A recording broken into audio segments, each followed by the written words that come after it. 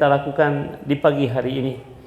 Ibu sekalian rahmati Allah Subhanahu wa taala, pagi hari ini kita akan mengawali pembahasan yang cukup panjang dari sebuah kitab yang berjudul Mukhtasar Syu'ab al-Iman. Mukhtasar itu adalah ringkasan. Ya, padahal ringkasan, tapi ringkasannya saja panjang, Ibu. Apalagi kitab yang sebenarnya.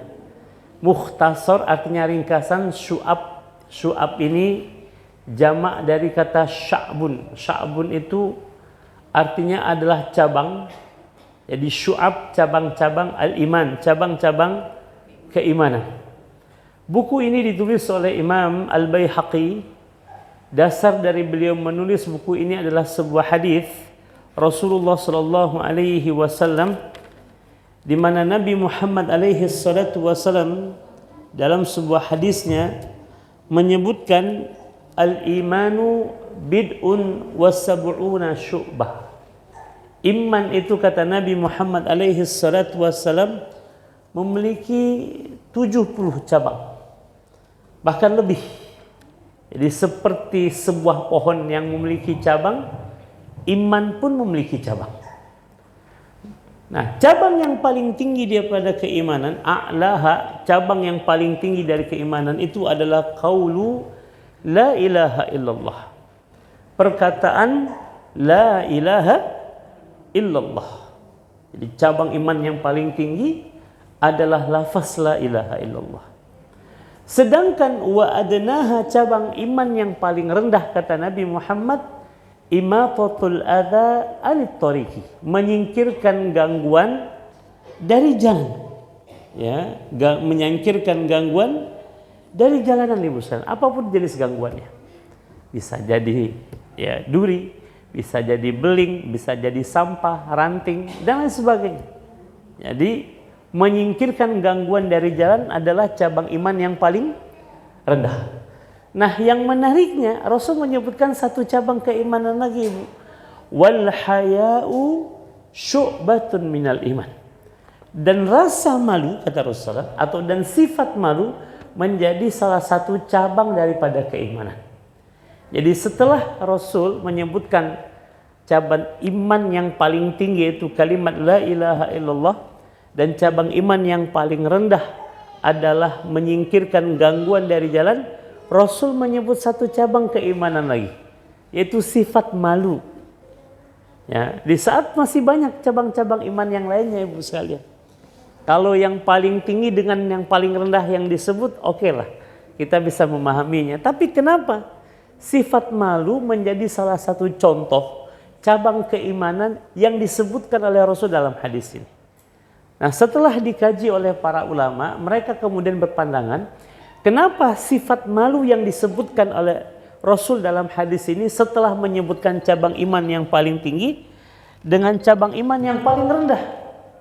Apa kata para ulama menjelaskan hal ini? Li'annahu yaqudu ila baqiyatihi.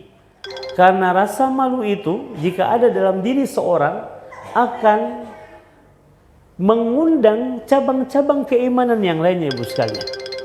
Jadi kalau sifat malu itu ada pada diri seorang mukmin, maka cabang-cabang keimanan yang lainnya akan ikut serta bersama sifat malu yang ada dalam diri seorang mukmin.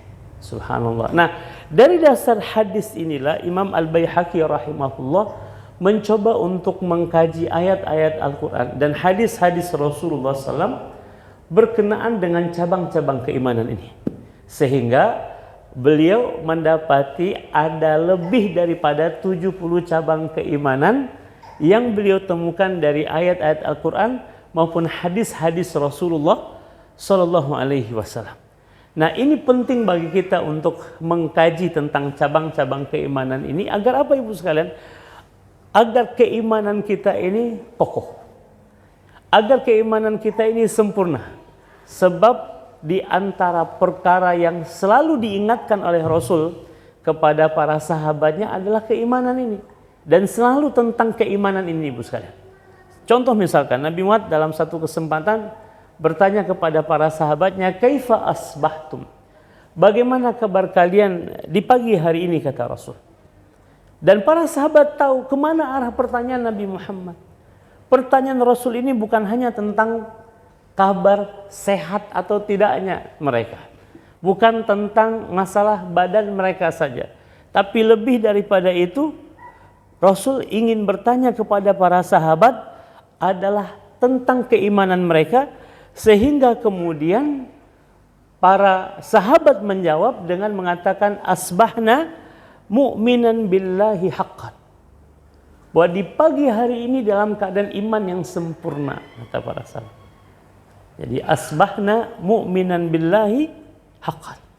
Ya, di pagi hari ini kami dalam keadaan iman yang sempurna. Dan dalam banyak kesempatan Rasul mengingatkan para sahabat dengan mengatakan jaddidu imanakum, perbaharui iman kalian, kata Rasul. Lalu para sahabat bertanya, kaifa nujaddidu imanana? Bagaimana cara kami memperbaharui iman kami?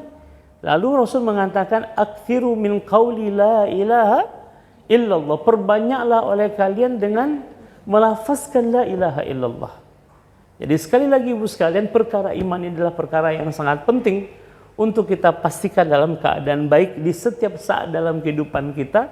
Apalagi ada fenomena fluktuasi iman yang harus kemudian kita waspadai. Kadang iman itu naik, kadang iman itu turun, kadang bertambah, kadang berkurang. Dan itu sudah dirasakan oleh para sahabat Nabi Muhammad alaihi salatu wassalam. Nah, masalahnya kita di akhir zaman seperti saat ini, fenomena iman itu bukan hanya sekedar tentang naik dan turunnya iman, Ibu. Bukan hanya sekedar tentang bertambah dan berkurangnya iman, tapi lebih dahsyat daripada itu apa? Keluar masuk iman. Nah, itu bahaya, Ibu. Keluar masuk iman. Sebagaimana hadis Rasul dalam riwayat Imam Muslim, apa kata Nabi Muhammad alaihi salatu wassalam? Badiru bil a'mali fitanan, bersegeralah kalian untuk beramal soleh, terutama di masa-masa fitnah. Ya, di masa-masa fitnah ini disebutkan oleh para ulama hadis adalah fitanan bisyam, fitnah yang terjadi di negeri Syam. Syam itu adalah Palestina, Suriah, Yordania, Libanon, dan itu yang sedang terjadi hari ini, Bu sekalian. Artinya apa? Masa yang disebutkan oleh Rasul dalam hadis ini adalah masa di mana kita hidup hari ini. Ya, masa yang disebutkan oleh Rasul dalam hadis itu adalah masa di mana kita ada hari ini, Bu sekalian. Yang berarti hadis ini sedang berlaku kepada kita saat ini. Dan ketika masa itu sedang terjadi, wasiat Nabi Muhammad adalah badiru bil amal. Bersegeralah kalian untuk beramal soleh. Menunjukkan bahwa sesungguhnya pada masa-masa fitnah ini sebenarnya tidak ada lagi masa bagi kita untuk berleha-leha, Ibu sekalian. Tidak ada lagi masa bagi kita untuk bermalas-malasan. Yang ada hanyalah mengikat tali ikat pinggang kita untuk betul-betul memaksimalkan setiap detik waktu yang berlalu dalam kehidupan kita adalah amal soleh. Kenapa Rasul tekankan di saat masa fitnah ini kita harus memperbanyak amal soleh? Sebab fitnah yang akan terjadi, fitnah ini artinya ujiannya, Bu ya. Fitnah yang terjadi itu akan semakin susah dari hari ke hari. Akan semakin sulit dari waktu ke waktu. Ini juga senada dengan hadis Rasul yang juga diriwayatkan oleh Imam Muslim. Apa kata Nabi Muhammad? Sayati alaikum zamanun alladzi ba'dahu syarrun minhu hatta talqaw rabbakum, akan tiba masanya kepada kalian satu zaman di mana keadaan semakin buruk, semakin susah, semakin parah dari waktu ke waktu hingga kalian akan berjumpa dengan Rabb kalian. Dan kita merasakan hal itu saat ini. Apakah ini cocok logi? Tidak, Ibu. Ini benar-benar sesuai dengan apa yang disampaikan oleh Rasulullah Shallallahu Alaihi Wasallam. Kita tidak ingin mencocok-cocokkan dengan keadaan kita hari ini, tapi itu yang terjadi sebenarnya. Ya. Maka pada masa fitnah ini terjadi, perbanyak amal soleh, kata Rasul. Sebab ujiannya akan semakin susah, akan semakin parah. Bahkan Rasul dalam hadis ini menggambarkan kaqita'il lailil muzlim, seperti potongan malam yang semakin gelap gulita. Artinya kita akan menghadapi situasi yang semakin susah, yang semakin sulit. Tapi yakinlah, semakin pekat malam semakin dekat dengan apa, Ibu? Dengan pagi, kan begitu. Tapi menjelang pagi kita akan menghadapi situasi yang sangat gelap gulita. Nah, pada masa gelap gulita itulah kita hanya bisa mengandalkan iman dan amal soleh kita hari ini, Ibu sekalian. Maka kenapa Rasul anjurkan kita untuk memperbanyak amal soleh di masa fitnah ini? Sebab tidak ada yang bisa kita andalkan di masa-masa tersulit itu kecuali iman dan amal soleh kita hari ini. Karena kita akan bertawasul dengan kebaikan-kebaikan kita hari ini. Untuk bisa selamat, untuk bisa bertahan di situasi sulit di akhir zaman nanti, Ibu sekalian, adalah iman dan amal soleh kita hari ini. Kita akan menyebutkan deretan kebaikan-kebaikan kita yang kita berharap itulah yang akan mendatangkan pertolongan Allah dalam kehidupan kita. Tuh. Jadi apa kebaikan yang pernah Ibu lakukan? Di masa sulit itu Ibu akan menyebut-nyebutnya. Berharap pertolongan Allah itu datang kepada kita. Nah, ini nanti kajiannya sebenarnya tentang huru hara di akhir zaman, Ibu sekalian. Ya, kalau bercerita tentang huru hara akhir zaman itu membuat selera makan kita jadi hilang. Saking dahsyatnya, Ibu sekalian. Tapi itu akan kita hadapi. Itu akan kita temui. Itu akan kemudian kita dapatkan dalam masa kehidupan kita. Apakah ya kita benar-benar menjumpainya atau tidak? Ya kita tidak tahu, hanya Allah yang kemudian tahu tentang usia kita. Tapi kita perlu menyiapkan iman kita dengan sebaik-baiknya, Ibu sekalian. Ya. Dan bahkan saking dahsyatnya fitnah itu, kata Rasul, yusbihur rajulu mu'minan wa yumsi kafirat. Pagi hari seorang beriman, sore hari telah menjadi kafir, atau sore harinya beriman bisa jadi pagi harinya telah menjadi kafir. Itu yang saya sebut tadi, di akhir zaman fenomena iman bukan lagi tentang naik dan turun, bukan lagi tentang bertambah dan berkurang, tapi fenomena iman ini tentang apa, Ibu? Keluar masuk. Ya Allah. Ya, karena itulah kita mesti serius ya merawat dan menjaga keimanan kita ini, karena memang tidak ada sesuatu yang paling berharga dalam hidup kita kecuali iman inilah, Bu. Kecuali iman. Jadi kata Nabi Muhammad, kenapa iman bisa keluar masuk dalam diri seseorang? Di akhir hadis itu Rasul menyebutkan begini, disebabkan oleh apa iman itu keluar masuk, Ibu? Dan itu sudah terjadi hari ini. Apa sebabnya? Ya bi'udinahu bi'aradim minad dunya. Karena akan banyak dari umat ini yang menjual agamanya dengan sesuatu yang murah dari dunia ini. Jadi demi dunia orang menggadaikan imannya, demi dunia seseorang berani mengatakan yang hak adalah batil, yang batil adalah hak. Dan itu sudah terjadi hari ini, Ibu sekalian. Dengan mata kepala kita menyaksikan fenomena itu sedang terjadi di tengah-tengah umat ini. Maka kalau sekali lagi jika tidak serius kita menjaga dan memelihara iman kita di masa-masa fitnah ini, Allahu Akbar, maka iman kita bisa seperti haba' manthurah. Haba' manthurah itu seperti debu yang ditiup oleh angin, hilang begitu saja, Ibu sekalian.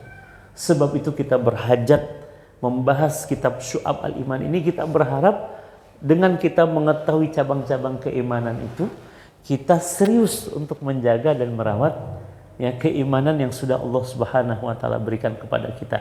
Di saat Rasul sendiri mengatakan iman itu punya berapa cabang tadi, Ibu? 70 cabang. Dan 70 cabang ini bukan batasan mutlak, tapi bisa jadi lebih daripada 70 cabang, dan ternyata memang lebih dari 70 cabang yang kalau ada pada diri kita akan semakin menyempurnakan keimanan kita kepada Allah Subhanahu wa taala. Baik, Ibu saya rahmati Allah Subhanahu wa taala, di pagi yang penuh berkah ini saya akan awali pembahasan tentang cabang keimanan dari cabang yang disebutkan oleh Rasul dalam hadis ini, yaitu al-haya. Apa itu al-haya? Sifat malu, Ibu sekalian. Nah, kenapa menjadi tema penting ya, sifat malu ini harus dibahas, Ibu sekalian? Karena ternyata malu ini merupakan salah satu sifat yang dimiliki oleh Allah. Jadi Allah itu punya sifat malu. Makanya Allah suka dengan hamba-hambanya yang punya sifat malu. Ya. Dalam sebuah hadis Rasul pernah bersabda begini, Innallaha hayyun karimun. Sesungguhnya Allah itu hayyun. Hayy itu artinya malu. Karimun lagi maha pemurah. Yastahi min abdi. Allah malu kepada hambanya. Lihat itu. Jadi Allah punya sifat malu terhadap hambanya ketika kapan? Idza rafa'a yadayhi ilaihi, ketika seorang hamba telah mengangkat kedua tangannya kepada Allah. Dalam rangka apa Ibu kira-kira angkat tangan kepada Allah Ibu? Dalam rangka berdoa kepada Allah Subhanahu wa taala, lalu ayyaruddahuma sifra. Lalu Allah Subhanahu wa taala menolak doa hamba tersebut. Ya, artinya ijabahnya nol gitu. Itu Allah malu tuh. Makanya di antara sebab diijabahnya doa seorang hamba adalah ketika kapan Ibu sekalian? Ketika dia berdoa dengan cara mengangkat tangan kepada siapa Ibu? Kepada Allah Subhanahu wa taala. Sebab itulah pernah satu ketika Nabi Muhammad itu pada saat perang Badar akan terjadi, Nabi Muhammad tuh masuk ke dalam tendanya. Ya, perang Badar itu kan perang pertamanya umat Islam. Perang yang begitu sangat dramatis, perang yang sangat berat, ya. Mengapa? Karena secara jumlah sangat tidak berimbang. Ya, pasukan Quraisy ada di angka 1000 orang pasukan, umat Islam di 313 Ibu. Paling banyak 317 orang, tidak lebih dari 320 orang. Secara jumlah saja sudah kalah. Di saat umat Islam sedang berpuasa di bulan Ramadan Ibu. Dan itu adalah puasa di tahun pertamanya umat Islam. Disyariatkan puasa di bulan Ramadan dengan persenjataan seadanya. Ya, karena awalnya hanya mencegat kafilah dagang saja, ternyata yang dihadapi Nabi adalah pasukan besar Ibu sekalian. Nah, Nabi Muhammad dalam keadaan ya secara hitungan manusia harusnya kalah Ibu. Harusnya kalah. Dalam hitungan manusia coba bayangkan 1:3. Tapi Rasul yakin akan pertolongan Allah sehingga dia masuk ke dalam tendanya lalu mengangkat tangannya tinggi-tinggi Bu. Sampai saking tinggi tangan yang diangkat oleh Nabi Muhammad, selendang yang dipakai oleh Rasul itu jatuh ke tanah. Berharap Allah betul-betul memberikan pertolongannya kepada kaum muslimin. Dan ternyata itu yang terjadi. Makanya Nabi Muhammad mengatakan sesungguhnya Allah itu punya sifat malu dan Maha Pemurah, dan Allah malu ketika seorang hamba telah mengangkat kedua tangan dalam rangka berdoa, bermunajat, memohon kepada Allah, lalu Allah tidak mengijabah doa tersebut. Nah, ini fadilah kenapa kita dianjurkan untuk mengangkat tangan di saat berdoa Ibu sekalian. Jadi dalam hadis yang lain juga Allah mengatakan begini, Innallaha hayyun satir. Sesungguhnya Allah itu hayyun satirun, malu. Dan salah satu sifat Allah itu satir. Satir itu suka menutupi aib hamba-hambanya. Ya, jadi Allah itu malu dan suka menutupi aib kekurangan hamba-hambanya. Dan itu yang kemudian yang terjadi pada diri kita kan. Kenapa kita masih bisa berjumpa dengan manusia, bicara di hadapan manusia, ya, bertemu dengan manusia, berinteraksi dengan manusia, sebab Allah masih menutup aib kita. Sekiranya Allah membuka aib kita, malu kita berjumpa dengan manusia itu. Ya, malu kita berjumpa bahkan dengan pasangan hidup kita, dengan anak-anak kita, dengan orang tua kita, karib kerabat kita, saudara-saudara kita.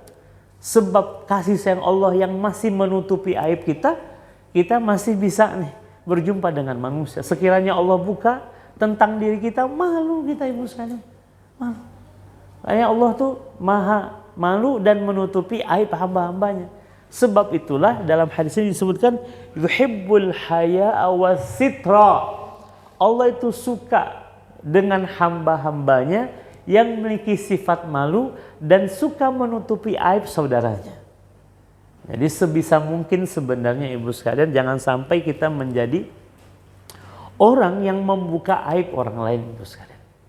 Ya, jangan sampai. Sebab dalam sebuah hadis Rasul mengatakan begini, man satara musliman satarahullahu fid dunya wal akhirah. Barang siapa yang menutupi aib seorang mukmin, maka Allah akan menutupi aibnya nanti di akhirat. Allah. Hari di mana semua akan ditampakkan Ibu. Jadi salah satu nama hari kiamat itu kan Yaumul Arad. Ya, sekali lagi, salah satu nama hari kiamat adalah Yaumul Arad. Yaumul Arad itu adalah hari di mana akan ditampakkan, hari di mana akan digelar, dan salah satu yang akan Allah perlihatkan kepada kita, bahkan bukan hanya kita saja, semua umat manusia. Apa itu ibu sekalian? Tentang dosa-dosa kita.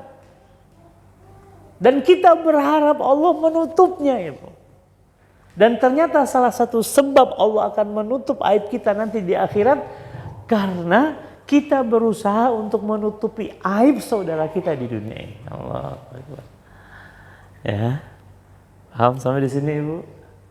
Karena itulah ibu sekalian penting bagi kita untuk menghiasi diri kita dengan sifat malu ini, karena memang sifat malu ini adalah salah satu sifat yang sangat dicintai Allah. Dan malu ini dia seperti tameng ibu, seperti tameng yang melindungi diri kita. Makanya dalam sebuah pepatah Arab dikatakan, man ja'alal haya'a saubah lam yaran nasu aibah. Barang siapa yang menjadikan sifat malu sebagai pakaiannya, maka Allah akan menutupi aibnya. Sekali lagi, barang siapa yang menjadikan sifat malu sebagai pakaiannya, maka Allah akan maka manusia tidak akan melihat aibnya. Mengapa? Karena orang yang memiliki sifat malu, dia akan berhati-hati dalam kehidupannya. Dia akan memastikan bahwa setiap yang dia lakukan hanyalah kebaikan. Dia pastikan setiap ucapan yang keluar dari lisannya hanyalah kebaikan. Dia berusaha bahkan sesuatu yang terbetik di hatinya adalah kebaikan. Karena Allah apa ibu? Allah apa? Maha mengetahui bahkan sesuatu yang terlintas di dalam hati kita. Apa kata Allah dalam surat Al-Mulk? Allah berfirman, wa asirru qaulakum awijharu bih innahu alimum bidatis sudur. Mau kalian sirkan, apa itu artinya sir ibu? Sembunyikan. Wa asirru qaulakum, mau kalian sembunyikan perkataan kalian itu. Awijharu bih, atau kalian jaharkan. Apa artinya jahar ibu? Kalian keraskan suara kalian itu. Sesungguhnya Allah maha mengetahui bahkan sesuatu yang terlintas di dalam hati saja Allah maha mengetahui. Kalau kita meyakini bahwa Allah subhanahu wa ta'ala alim, maha mengetahui bahkan sesuatu yang terlintas di dalam hati, apakah kita tidak malu ibu sekalian di hadapan Allah subhanahu wa ta'ala? Karenanya ketika kita merasa malu di hadapan Allah, maka kita akan berusaha untuk berhati-hati agar tidak melakukan sesuatu yang tidak disukai oleh Allah subhanahu wa ta'ala. Ada di antara hamba-hamba Allah ibu, dia meninggalkan maksiat dan dosa itu karena takut murka Allah. Ada, betul tidak ibu? Kan banyak tuh ayat yang berisikan ancaman di dalam Al-Quran, ya kan? Neraka, apalagi ibu? Siksaan, ya kan? Penderitaan. Dan orang kemudian tidak melakukan maksiat takut karena kemurkaan Allah subhanahu wa ta'ala. Boleh tidak ibu? Boleh tidak? Boleh tidak kita takut karena ancaman Allah? Boleh tidak? Boleh. Tapi kalau ibu ingin derajatnya lebih tinggi di sisi Allah, kita tinggalkan maksiat itu karena rasa malu kita kepada Allah itu jauh lebih tinggi dibandingkan hanya sekedar karena rasa takut kepada kemurkaan Allah. Tuh. Jadi ada di antara hamba-hamba Allah yang meninggalkan maksiat karena takut ancaman dan murka Allah, tapi jauh lebih baik ketika seorang hamba dia meninggalkan maksiat karena rasa malunya kepada Allah subhanahu wa ta'ala. Itu jauh lebih tinggi derajatnya di sisi Allah ketimbang kita takut kepada Allah karena ancaman dan kemurkaan Allah. Nah, karena itu kita ingin menjadikan rasa malu ini sebagai pakaian dalam kehidupan kita. Sebagaimana tadi dalam pepatah Arab mengatakan, man ja'alal haya'a saubah. Ini bisa jadi quotes kita ibu. Barang siapa yang menjadikan malu sebagai pakaiannya, lam yaran nasu aibah, maka manusia tidak akan melihat aibnya. Subhanallah. Ibu rahmati Allah. Siapa yang kemudian memiliki sifat malu ini, dalam sebuah hadis Rasul pernah bersabda begini Ustaz. Inna mimma adrakan nasu min kalamin nubuwatil ula idza lam tastahi fasna ma syi'ta. Kata Nabi Muhammad, salah satu ucapan kenabian pertama. Jadi ini menjadi ungkapan Rasul yang pertama kali diucapkan di awal-awal masa kenabian itu. Apa kata Nabi Muhammad? Idza lam tastahi fasna ma syi'ta. Jika kalian tidak merasa malu, maka berbuatlah sekehendak hatimu. Jadi kata Nabi, jika kalian tidak punya rasa malu, silahkan berbuat sekehendak hati. Ini hadis kira-kira menurut pandangan ibu nyuruh untuk melakukan sesuatu sesuai dengan kehendak hati kita atau gimana maksudnya? Bolehnya melakukan sesuatu sesuai dengan kehendak hati kita atau seperti apa ibu menafsirkan? Jika engkau tidak memiliki rasa malu, silahkan kata Nabi, berbuat sekehendak hatimu. Kira-kira ibu menafsirkan hadis ini dengan apa? Bolehnya melakukan apapun sekehendak hatinya? Tidak. Hadis ini justru adalah ancaman dari Nabi. Kalau kalian tidak lagi punya rasa malu, silakan berbuatlah sekehendak hati kalian. Tapi ingat, pada setiap perbuatan kalian ada balasan yang akan menimpa kalian, kata Rasulullah. Jadi orang yang dia melakukan sesuka hatinya, ibu sekalian, itu menunjukkan bahwa di dalam hatinya tidak lagi rasa malu. Dan itu yang terjadi banyak hari ini, ibu sekalian. Rasa malu itu sudah hilang di tengah-tengah manusia, sehingga mereka tidak lagi malu mempertontonkan maksiat ibu di hadapan manusia. Padahal ketika dulu Rasul pernah ditanya tentang al-birri wal itsm, tentang kebaikan dan dosa. Jadi ada seorang sahabat namanya Nawas bin Sam'an radhiyallahu anhu. Jadi dia datang kepada Nabi. Lalu Rasul nanya ibu, jadi dia belum sempat bertanya, tapi Rasul langsung nanya kepadanya, Ji'ta tas'alu anil birri wal itsmi? Apakah engkau datang kepadaku bertanya tentang kebaikan dan dosa? Nawas bin Sam'an sempat kaget juga, kok Rasul tahu gitu kan, bahwa kedatangannya itu bertanya tentang kebaikan dan dosa. Kata Nawas, iya benar wahai Nabi. Kata Rasul, bahwasanya dosa itu, kebaikan itu apa ibu? Albirru husnul khuluq. Albirru, kebaikan itu adalah akhlak yang baik, sedangkan dosa itu adalah apa? Mahaka fi nafsika wa karihta ayattali alaihi nas. Sesuatu yang membuat hatimu tidak tenang. Dan itu fitrah ibu. Kalau kita melakukan dosa, hati kita pasti tidak tenang. Betul tidak ibu? Kalau kita berbohong itu pasti kita tidak tenang. Kenapa? Karena kita khawatir kebohongan kita terungkap. Makanya kata Nabi dalam sebuah hadisnya, as-sidqu tuma'nina. Jujur itu ketenangan. Jadi kalau kita ingin tenang hidup kita ini, maka bersikap jujurlah. Walaupun sekilas misalkan dalam sebuah hadis Rasul pernah mengatakan ini, alaikum bisidqi, hendaklah kalian berlaku jujur, wa in ra'aitum fihi al-halaka, sekalipun sekilas kalian melihatnya akan ada kebinasaan nih. Mungkin kalau kita jujur kita diomeli gitu ya Bu ya. Kalau jujur kita dimarahi misalkan. Atau ketika kita jujur mungkin kita dipecat dari pekerjaan kita gitu. Ya sekilas ini kita melihat nih kalau jujur ya, aduh gawat nih gitu kan. Tapi wasiat Nabi Muhammad tetap berlaku jujur. Sekalipun kalian melihat ada kebinasaan nih. Kenapa Ibu? Rasul pesankan kita tetap jujur, selain tadi mendatangkan ketenangan, ya, fa inna fihi an-najata, karena sesungguhnya dalam kejujuran itu ada keselamatan, kata Rasul. Jadi kejujuran itulah yang membawa kepada ketenangan, keselamatan. Ya, karena nggak ada yang disembunyikan ya Ustaz. Kita tampil apa adanya. Ya. Tidak menutupi aib, tidak istilahnya tidak kemudian berbohong dalam hidup ini. Orang yang jujur tuh lempeng hidup, enak aja ngalir dalam kehidupannya. Karena harus ada drama menyembunyikan dosa itu. Ya, Makanya jujur yang paling tinggi itu jujur kepada siapa Ibu? Kepada Allah. Ya, jujur kepada Allah Subhanahu wa taala.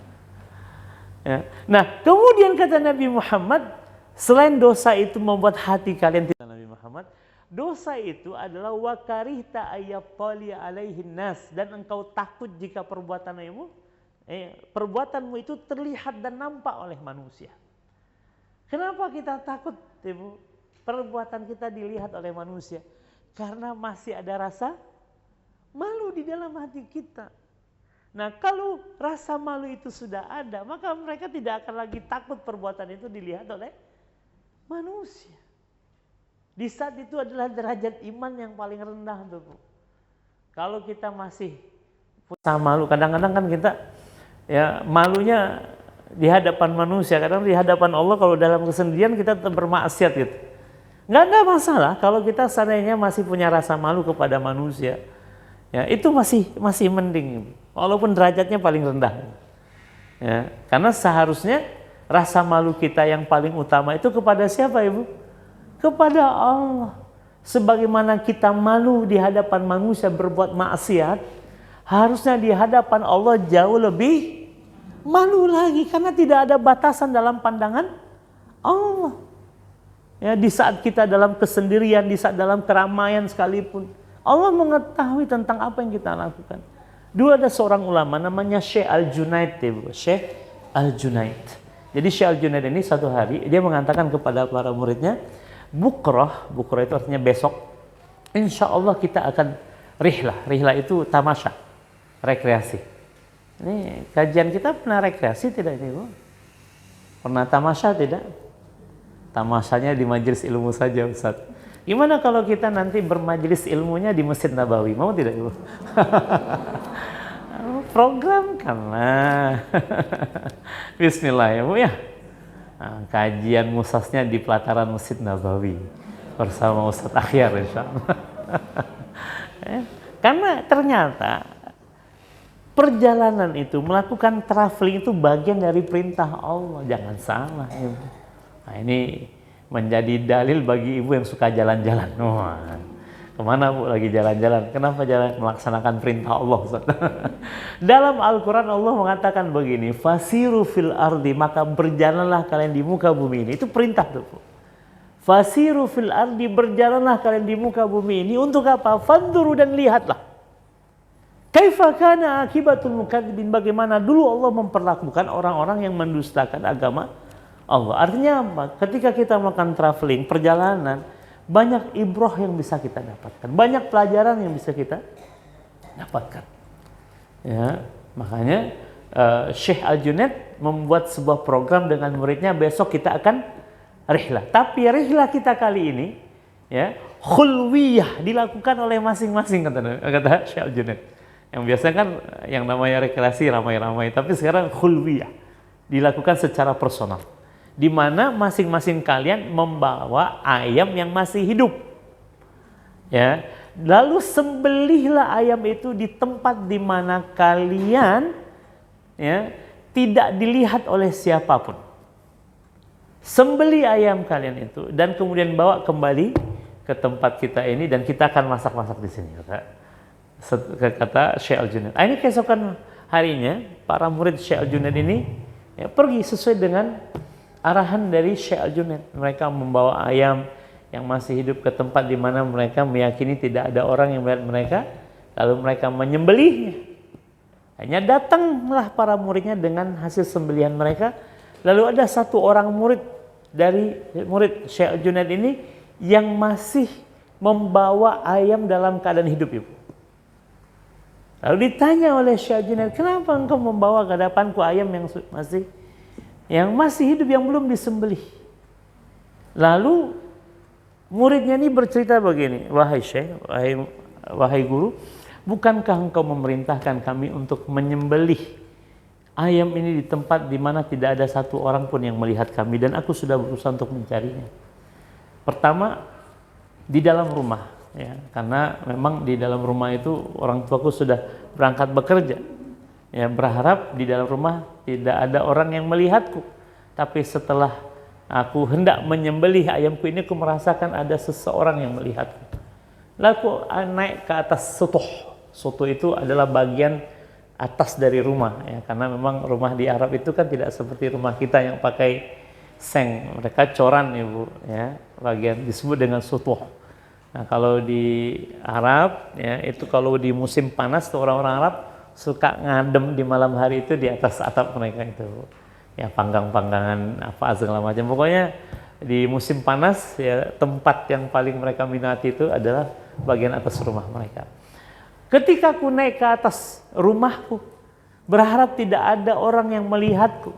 Pada saat aku hendak menyembelih ayamku ini, aku merasakan ada seseorang yang menyaksikan.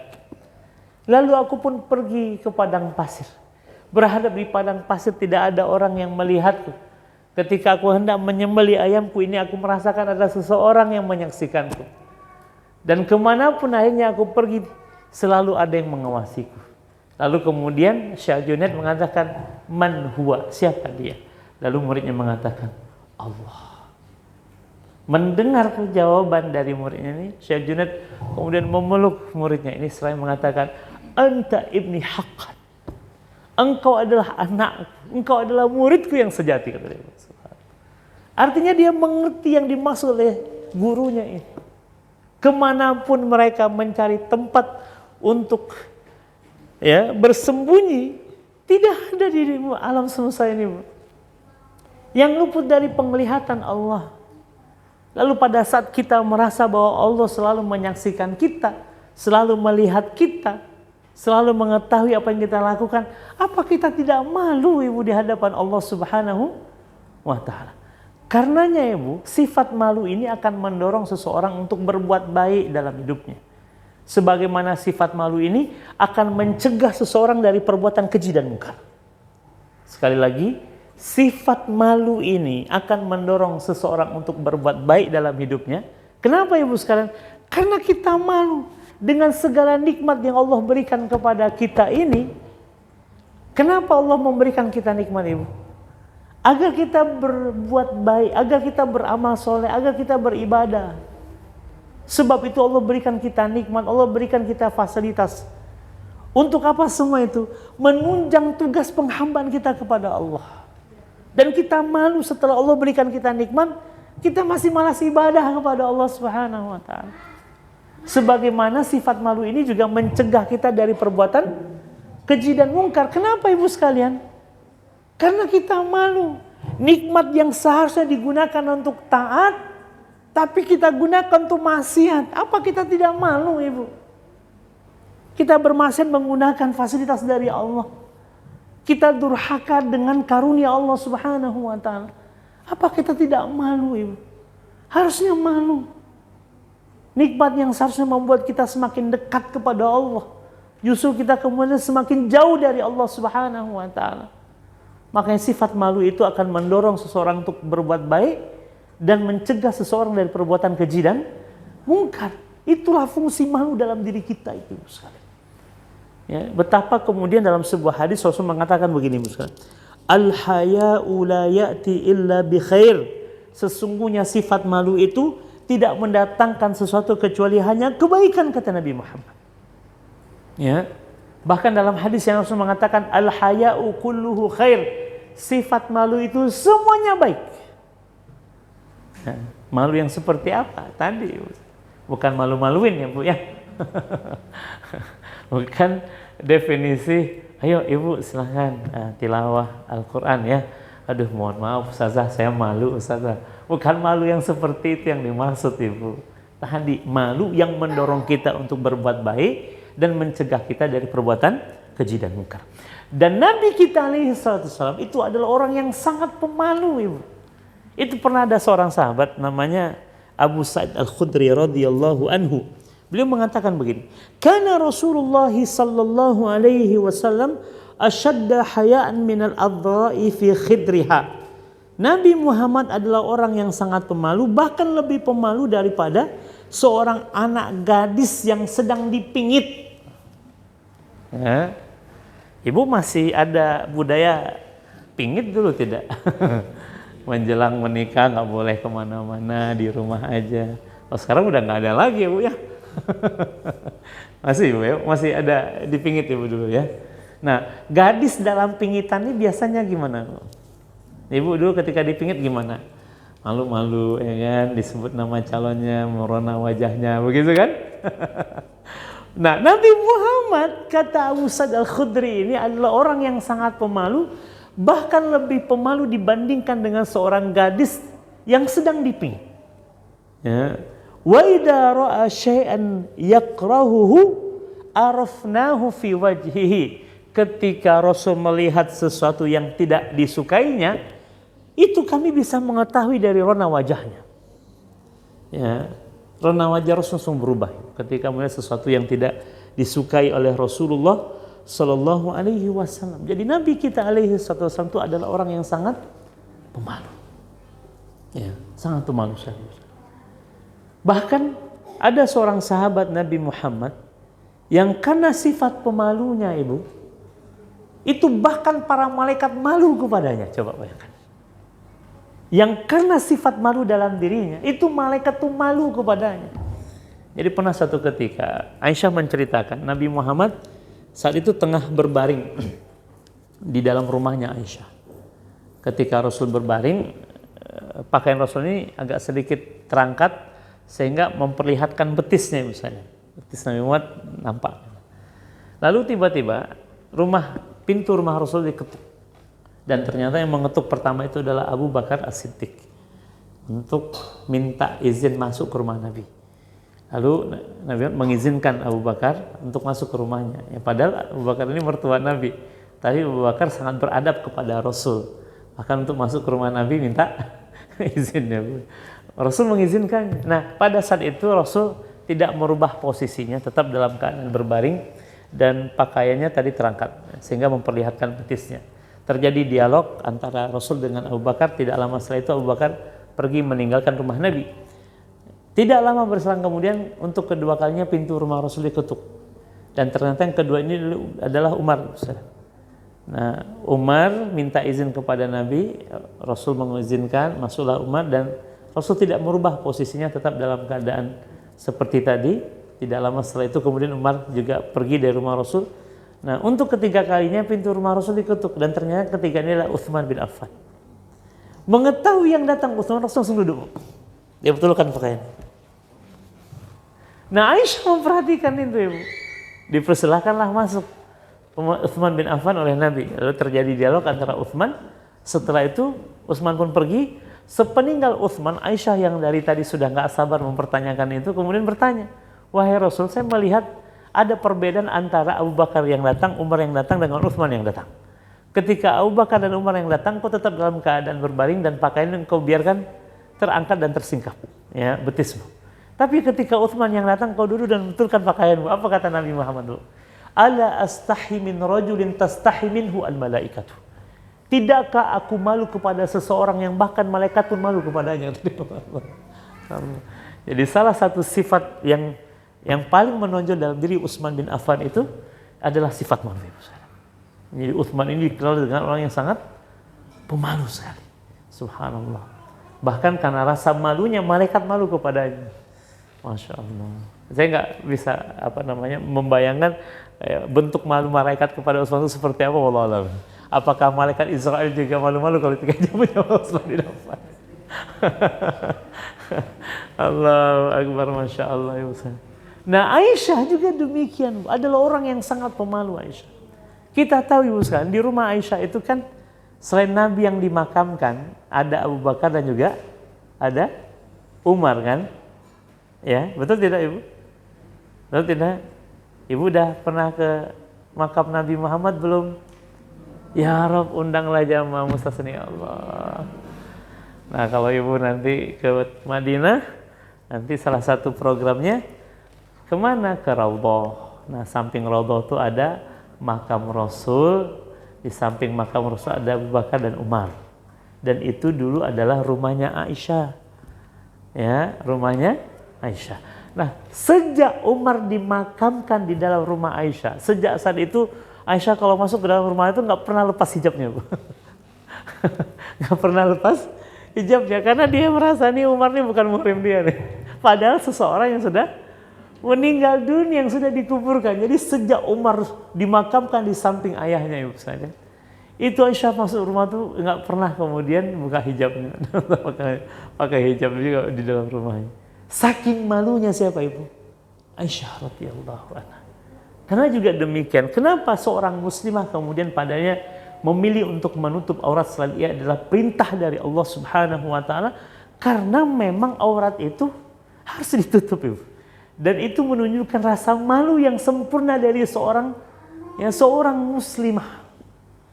Ya, seorang muslimah. Karena rasa malunya, maka dia menutup auratnya, Ustaz. Dan itu jauh lebih utama, ibu rahmati Allah, dibandingkan ketika kemudian seorang wanita menutup auratnya karena sekedar ya suruhan orang tua, anjurannya sudah tradisinya begitu, Ustaz, gitu. Ya, maka ibu harus naik level keimanan ibu, di mana ibu menjalankan syariat Allah ini bukan semata-mata karena takut ancaman dari Allah, tapi lebih daripada itu karena rasa malu kita kepada siapa ibu? Kepada Allah. Itu jauh lebih nilai tinggi nilainya dibandingkan yang sekedar takut dengan kemurkaan Allah Subhanahu wa taala. Karena itulah kita berhajat dengan sifat malu ini, karena sekali lagi sifat malu ini akan menjadi tameng bagi kita dari perbuatan keji dan munkar. Sifat malu ini akan mendorong kita untuk berbuat baik, ibu sekalian. Sifat malu ini menjadi hiasan yang paling indah dalam diri seorang mukmin dan muslim. Karena itulah mulai kita hiasi diri kita dengan sifat malu ini, dan harus kemudian kita tegakkan, yang harus kemudian kita hidupkan dan harus kita syiarkan, ya, bahwa kita melakukan ketaatan karena rasa malu, meninggalkan maksiat karena malu kita kepada Allah, dan malu yang paling utama adalah malu kepada Allah Subhanahu wa taala, di mana Allah tidak ada batasan dalam pandangan dan pengetahuannya. Baik itu sekalian, jadi sekali lagi ya, bab atau cabang iman yang pertama yang kita bahas adalah sifat malu. Dan benar ternyata kan, kalau sifat malu ini ada dalam diri seorang hamba, maka cabang-cabang keimanan yang lainnya akan ikut serta bersama sifat malu ini, karena sifat malu ini mendorong seseorang untuk berbuat baik dan melarang atau mencegah seseorang dari perbuatan keji dan munkar. Karena itulah satu-satunya cabang keimanan setelah cabang iman yang paling tinggi dengan cabang yang iman paling rendah disebutkan oleh Nabi, dan kemudian satu lagi disebutkan oleh Rasulullah cabang sifat malu ini. Kenapa tadi? Karena sifat malu akan membawa cabang-cabang iman yang lainnya. Nah, kira-kira apa-apa saja cabang-cabang keimanan yang lainnya, insya Allah akan kita bahas dalam pertemuan yang akan datang. Baik, Ibu rahmati Allah, sebelum kita tutup, mari sama-sama kita berdoa kepada Allah, dan kita awali dengan istighfar. Astaghfirullahaladzim, astaghfirullah. Na'udzubillahi minasyaitonirrajim. Bismillahirrahmanirrahim. Alhamdulillahi rabbil alamin. Wassalatu wassalamu ala asyrafil anbiya'i wal mursalin wa ala alihi wa ashabihi ajma'in. Allahumma ighfir lana dhunubana wa liwalidina warhamhum kama rabbawna shighara. Rabbana zalamna anfusana wa illam taghfir lana wa tarhamna lanakunanna minal khasirin. Rabbana la tuzigh qulubana ba'da idh hadaitana wa hab lana min ladunka rahmah innaka antal wahhab. Allahumma inna ala dzikrika wa syukrika wa husni ibadatik. Allahumma inna nas'aluka ridhaka wal jannah wa na'udzubika min sakhatika wan nar. Allahumma inna nas'aluka al-huda wat tuqa wal 'afafa wal ghina. Ya hayyu ya qayyum bi rahmatika nastaghith. Aslih lana sya'nana kullah wa la takilna ila anfusina tarfata 'ain. Allahumma ighfina bi halalika an haramik wa aghnina bi fadlika amman siwak. Rabbana qanni'na bima razaqtana wa barik lana fima a'taytana. Rabbana hab lana minas salihin. Rabbana hab lana min azwajina wa dhurriyyatina qurrata a'yun waj'alna lil muttaqina imama. Rabbana atina fid dunya hasanah wa fil akhirati hasanah wa qina adzaban nar. Subhana rabbika rabbil izzati amma yasifun wassalamun alal mursalin walhamdulillahi rabbil alamin. Taqabbalallahu minkum minna wa minkum taqabbal ya karim. Aqulu qali hadza wa astaghfirullah li wa lakum. Subhanakallahumma bihamdika asyhadu an la ilaha illa anta astaghfiruka wa atubu ilaik. Assalamualaikum warahmatullahi wabarakatuh.